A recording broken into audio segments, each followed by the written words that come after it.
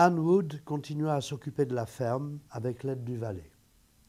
3 ans après la mort de son mari, elle donna naissance à une fille. Le père était le valet de ferme.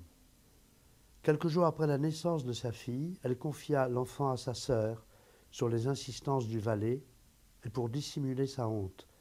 Mais il lui arrivait de revoir l'enfant dans ses rêves. La sœur du valet était mariée, elle avait un bébé à elle. Son mari était un ouvrier agricole très pauvre. Ils partirent pour Pittsburgh, puis à l'ouest, dans l'Iowa. Ils allaient d'un endroit à l'autre. Et quelque part en Iowa, la sœur du valet de ferme mourut.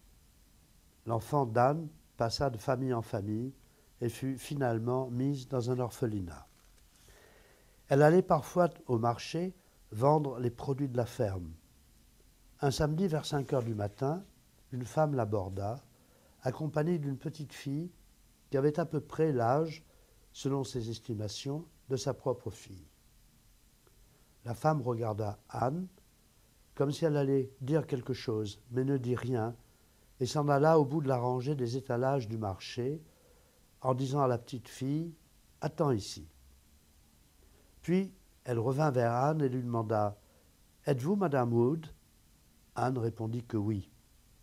La femme portait un beau châle de soie aux couleurs vives, avec de nombreuses fleurs rouges et bleues sur un fond clair, une large frange de soie.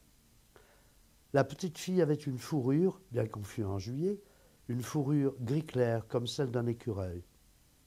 La femme porta la main à sa joue comme si elle allait dire quelque chose, mais resta silencieuse. Anne dit « Avez-vous quelque chose à me dire ?»« Non, pas maintenant. » Là-dessus, la femme s'en alla et dit à la petite fille « Viens ». Anne ne revit jamais la femme ni la petite fille. Plus tard, elle entendit dire que sa fille avait été enlevée de l'orphelinat par une femme riche. Elle fut sûre que la petite fille qu'elle avait vue était la sienne, sa propre fille.